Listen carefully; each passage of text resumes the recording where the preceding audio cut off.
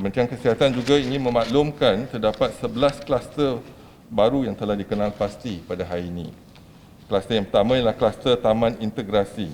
Kluster tempat kerja ini melibatkan daerah Gombak di Selangor.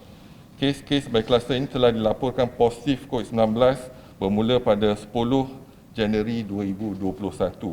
Hasil saringan bersasar di sebuah kilang. Nama kluster merujuk kepada lokaliti asrama pekerja-pekerja kilang tersebut yang terletak di Rawang Integrated Industrial Park. Sehingga 13 Januari, sejumlah 250 individu telah disaring, di mana 119 kes positif telah dikesan. Kluster kedua ialah kluster Jalan Ijuk. Kluster tempat kerja ini melibatkan daerah Petaling, Kuala Langat, Sepang, Kelang dan Hulu Langat di Selangor. Kes-kes baik kluster ini telah dilaporkan positif bermula pada 10 Januari 2021 hasil saringan bersasar di sebuah kilang. Nama kluster merujuk pada lokaliti kilang tersebut yang terletak di Jalan Ijuk, 26 Palang 5, Highcom Industrial Estate, Shah Alam. Sehingga 13 Januari, sejumlah 262 individu telah disaring, di mana 99 kes positif telah dikesan. Kluster yang ketiga ialah kluster Jalan Rami. Kluster tempat kerja ini melibatkan daerah Muar di Johor. Kes indeks dari kluster ini iaitu kes ke 132,549 telah dilaporkan positif COVID-19 pada 9 Januari hasil saringan sebelum pulang ke negara asal. Saringan seterusnya di tempat kerja kes indeks mendapati seramai 111 bagi individu dikesan positif COVID-19. Nama kluster ini merujuk kepada lokaliti kilang tersebut yang terletak di Jalan Rami 4, kawasan perindustrian Bukit Pasir, Muar Johor. Sehingga 13 Januari 2021, sejumlah 241 individu telah disaring, di mana 112 kes telah dikesan positif COVID-19. Kluster yang keempat ialah kluster kota. Kluster ini melibatkan daerah Kota Tinggi di Johor. Kes indeks bagi kluster ini iaitu kes ke 110,221 telah dilaporkan positif pada 30 Disember hasil saringan individu bergejala. Nama kluster merujuk kepada lokaliti di mana kes-kes dalam kluster ini dilaporkan berlaku iaitu di Kampung Teluk Jeri dan Kampung Sedeli, Kota Tinggi. Sehingga 13 Januari 2021, sejumlah 397 individu telah disaring di mana 57 kes dikesan positif. Kluster kelima ialah kluster Tanjung Megah. Kluster tempat kerja ini melibatkan daerah Pontian di Johor.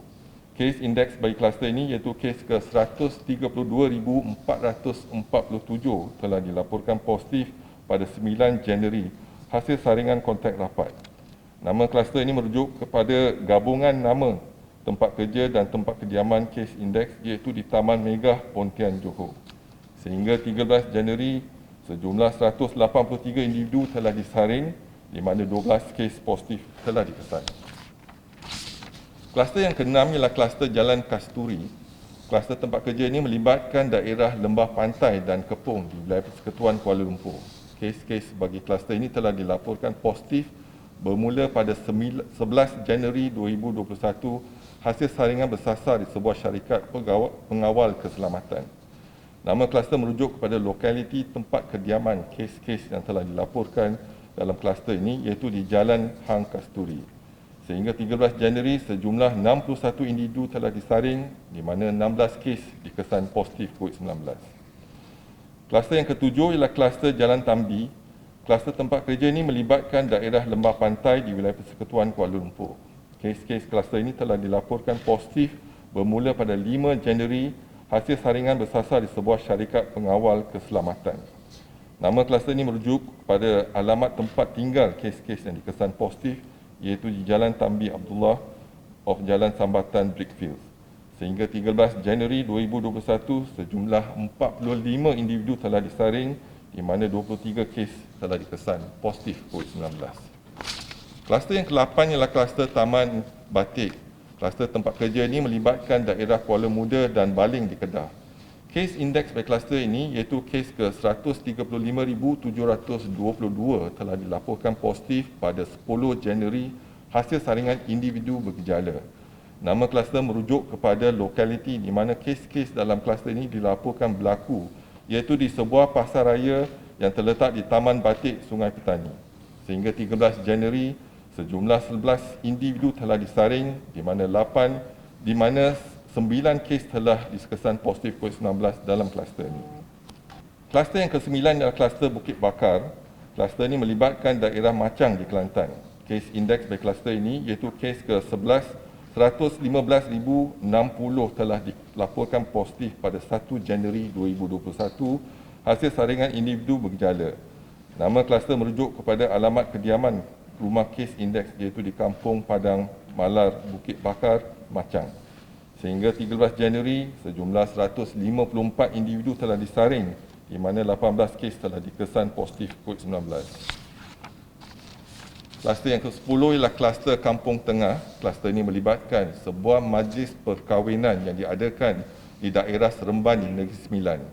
Kes indeks bagi kluster ini iaitu kes ke-127,016 telah dilaporkan positif COVID-19 pada 7 Januari 2021 hasil saringan individu bergejala. Nama kluster merujuk kepada lokasi penganjuran majlis berkenaan iaitu di Kampung Tengah, Mantin Dalam, Mantin, Seremban. Sehingga 13 Januari sejumlah 130 individu telah disaring di mana 20 kes telah dikesan positif.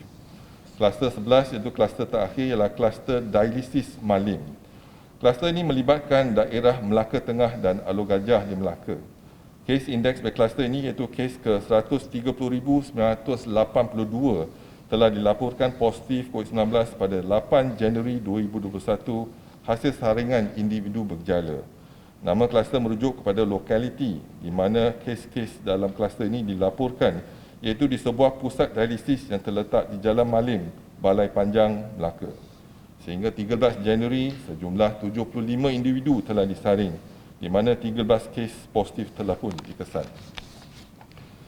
Kementerian Kesihatan ingin menasihati orang ramai agar terus patuhi saranan serta nasihat-nasihat kesihatan yang sering ditekankan.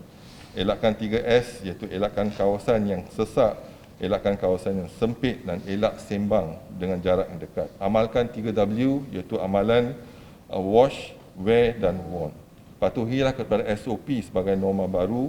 Kementerian akan terus memantau perkembangan kejadian jangkitan dalam negara dan juga luar negara melalui maklumat yang diperolehi daripada WHO.